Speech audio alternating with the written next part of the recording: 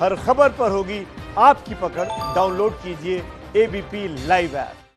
तो राजस्थान के करौली में हुए इस अमानवीय कृत्य पर राज्यपाल ने भी राज्य के मुख्यमंत्री अशोक गहलोत से बात की है। राज्यपाल कलराज मिश्र ने सीएम गहलोत से बात की है, चिंता व्यक्त की है। पुजारी की हत्या और रेप की घटनाओं पर चर्चा की गई है और कहा गया है कि जो जिंदा जलाने का कृत्य किया गया है, कानून व्यवस्था को लेकर उन्होंने चिंता भी जाहिर की है। पूरे मसले पर, सभी घटनाओं पर हमने संज्ञान लिया, ये भी गहलोत ने कह दिया। अभी तक आपको बता दें कि धरने पर बैठा हुआ है पुजारी का परिवार। उनका कहना है जब तक सरकार उनकी तमाम मांगे नहीं मान लेती है तब तक उनका धरना जारी रहेगा। और उसी गांव में मनोज वर्मा लगातार डटे हुए हैं, सुबह से परिवार की हर एक बात आप तक पहुंचा रहे हैं। मनोज वर्मा का रुख कर लेते हैं। मनोज, अभी की क्या स्थिति? जी बिल्कुल, देखिए इस वक्त हम परिवार के साथ ही मौजूद हैं। परिवार अभी भी धरने पर बैठा हुआ है और आपको बता दूं कि जो बातचीत ऊपर स्कूल के अंदर चल रही थी, जिसके अंदर एसपी और कलेक्टर खुद मौजूद थे, वो बातचीत अब बेनतीजा रही है। किसी भी मांग को नहीं माना गया है और इसके बाद अब जो परिवार है, जो लोग ऊपर गए थे, गांव वाले बातचीत करने के लिए गए थे, उन्होंने 1 घंटे का समय और सरकार को दिया है, क्योंकि सरकार की तरफ से ही बातचीत करने के लिए 2 लोगों को भेजा गया था, एसपी को और कलेक्टर को। जो भी मांगे रखी गई थी, 50 लाख के मुआवजे की मांग हो, सरकारी नौकरी की मांग हो, सुरक्षा की मांग हो, इन सभी मांगों को सरकार की तरफ से ठुकरा दिया गया है। अभी अभी हमारी बातचीत जो सांसद मनोज राजौरिया हैं उनसे हुई, तो उन्होंने साफ तौर पर यह बताया कि सभी मांगों को अभी फिलहाल के लिए सरकार की तरफ से ठुकरा दिया गया है। और अब जो गांव वाले हैं उन्होंने 1 घंटे का और समय दिया है सरकार को बातचीत करने के लिए। और तस्वीरें आप यहां देख सकते हैं कि तस्वीरों में जो परिवार है उनका रो रो कर यहाँ पर बुरा हाल है। ये बेटी हैं उनकी, देखिए आपको नजर आ रही होंगी, ये बेटी हैं, लगातार रो रही हैं। ये उनकी पत्नी है, वहां पर लेटी हुई हैं, बीच बीच में बेहोश हो जा रही हैं। और ये उनके भतीजे हैं जो लगातार अपनी मांग कर रहे हैं, इंसाफ की मांग कर रहे हैं। और पूरा का पूरा जो गांव है वो यहाँ पर इकट्ठा है और बात करते हैं उनसे। अभी जो मांगे थी वो ठुकरा दी गई हैं, अब आप क्या करने वाले? हम अभी 1 घंटे का टाइम और दिया है। अगर वो कहेंगे डॉक्टर साहब जयपुर चलना तो जयपुर चलेंगे, चाहे कितने भी दिन हो जाए। हम डेड बॉडी ऐसी की ऐसी रखी रहेगी जब तक आपकी मांगे नहीं मांगे पूरी नहीं होगी, नहीं हटेंगे, अंतिम संस्कार नहीं करेंगे बिल्कुल भी।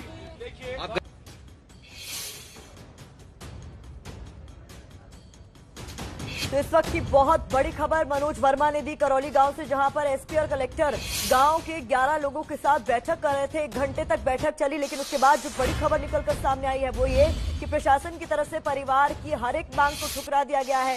उस मांग को ठुकरा दिया गया जिसमें परिवार ने 50 लाख मुआवजे की मांग की थी, उस मांग को ठुकरा दिया गया जिसमें सरकारी नौकरी की मांग की गई थी। और परिवार ने भी ऐलान कर दिया है कि जब तक मांगे नहीं मानी जाएगी, ना धरना खत्म होगा, ना ही अंतिम संस्कार किया जाएगा। तो प्रशासन के साथ जो गांव वालों की बैठक चल रही थी, जिसमें गांव वालों की तरफ से 11 सदस्यों की एक टीम अंदर गई थी, एसपी और कलेक्टर के साथ 1 घंटे तक बैठक चली, लेकिन वहां पर यह साफ कर दिया गया कि ये मांगे नहीं मानी जाएंगी। लेकिन समझने वाली बात यहां पर यह है कि सरकार की तरफ से कहा जा रहा है दोषियों को नहीं बख्शा जाएगा। इस मामले में भी अब तक सिर्फ एक शख्स को गिरफ्तार किया गया है और इसमें और भी आरोपी हैं जिनका भी अता पता नहीं है। लेकिन यहाँ पर जो मांग परिवार की तरफ से लगातार उठाई जा रही थी, की जा रही थी, उसको भी सीधे तौर पर ठुकरा दिया गया है।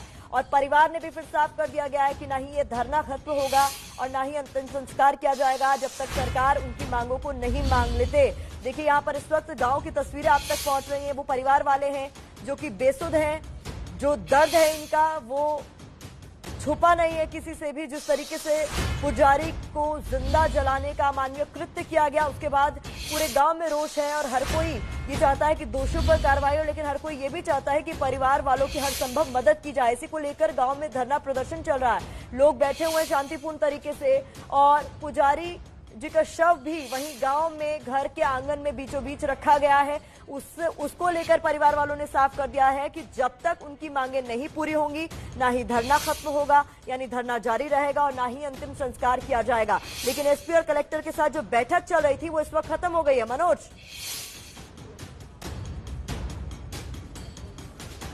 तो ये बैठक बेनतीजा रही है। साफ तौर पर मना कर दिया गया है कि जो भी आपकी मांगे हैं वो नहीं मानी जाएंगी और उसके बाद वो यहां से निकल गए हैं। और जो लोग यहां पर मौजूद थे, जो ऊपर उनसे बातचीत करने के लिए स्कूल में गए थे, उनकी तरफ से अब 1 घंटे का समय दिया गया है। परिवार ने साफ कर दिया है कि जब तक मांगे पूरी नहीं होंगी तब तक अंतिम संस्कार नहीं किया जाएगा। अब की बहुत बड़ी खबर है। और इधर तस्वीरें आप ये देखिए कि परिवार का बिल्कुल रो रो कर बुरा हाल है। बेसुध पड़े हैं ये परिवार की जो महिलाएं हैं। ये पुजारी जी की बेटी हैं और ये उनकी पत्नी है जो लगातार बार बार बेहोश हो जा रही हैं। इनको कोई होश ही नहीं है क्योंकि घर के अंदर पिछले 48 घंटे से चूल्हा नहीं जला है, किसी ने कोई भी खाना नहीं खाया है, घर में सिर्फ आधा ही कट्टा आटा बचा हुआ है। तो इतनी बुरी हालत हो चुकी है इस परिवार की। सिर्फ एक ही कमाने वाला था जो अब इस दुनिया में नहीं रहा है। और ये देखिए हालत। अब यहाँ तस्वीरों में आप देखिए कि ये महिलाएं लगातार रो रही हैं, लगातार गुहार कर रही हैं कि प्रशासन की तरफ से कोई तो आए, कोई तो इनकी सुने,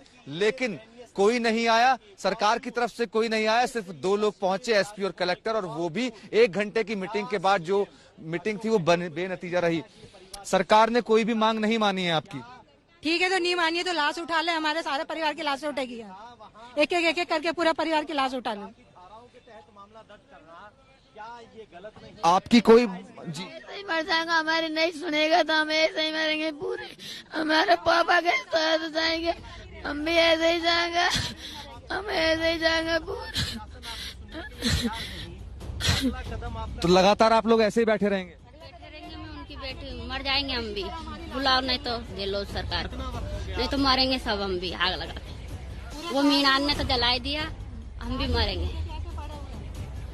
4 दिन से इस परिवार ने कुछ नहीं खाया है। ये पुजारी की बेटी है। इनका ये कहना है कि जब तक मांगे नहीं मानी जाएंगी तब तक ये लोग ऐसे ही इस तरीके से बैठे रहेंगे। ये धरना प्रदर्शन लगातार चलता रहेगा। एक बार फिर तस्वीरें आप देखिए इस परिवार की। पूरा गमगीन माहौल है, रो रो कर बुरा हाल है। और बेटी के तो आंख के जो आंसू हैं वो भी सूख गए हैं। देखिए लगातार रो रही हैं ये, सुबह से मैं देख रहा हूँ, और आंखें जो हैं पत्थर हो चुकी हैं। पापा से आखिरी बार क्या बात हुई थी आपकी? मेरे पापा के आग लगा दी, जिंदा कहीं।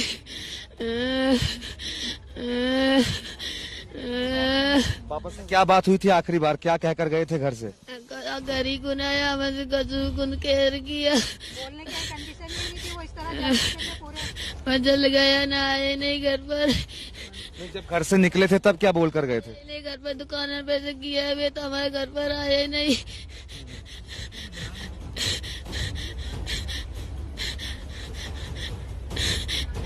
रात को कोई बात हुई थी आपसे? पापा प्यार करते थे आपको बहुत? मेरे बाबा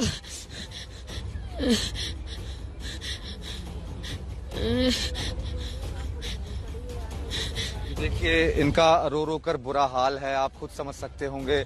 मैं भी अब इस वक्त थोड़ा इमोशनल हो रहा हूं क्योंकि परिवार की बहुत ज्यादा हालत जो है वो बुरी है। आपसे जान,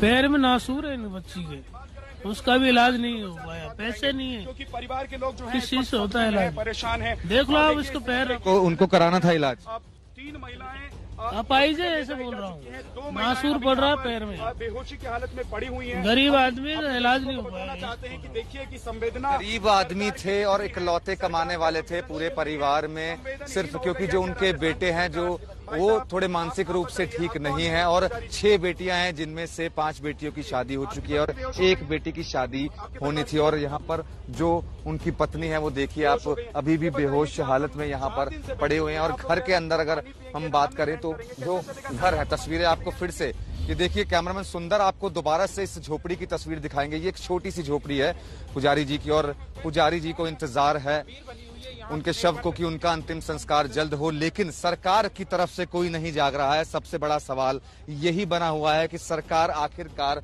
क्यों इस पूरे के पूरे मामले में चुप है, क्यों सरकार की तरफ से कोई यहाँ पर नहीं आना चाहता है, आखिरकार इलाके के विधायक कहाँ पर हैं, और जो लोग यहाँ पर पहुंचे भी थे बातचीत करने के लिए सरकार की तरफ से, वो चले गए। 1 घंटे की जो बातचीत थी वो बेनतीजा रही, सारी मांगों को ठुकरा दिया गया। और अब जो यहाँ के लोग हैं उन्होंने 1 घंटे का और अल्टीमेटम दिया है कि 1 घंटे का अल्टीमेटम और दिया, और 1 घंटे के बाद अब देखते हैं कि इस मामले में क्या नया मोड़ आने वाला है।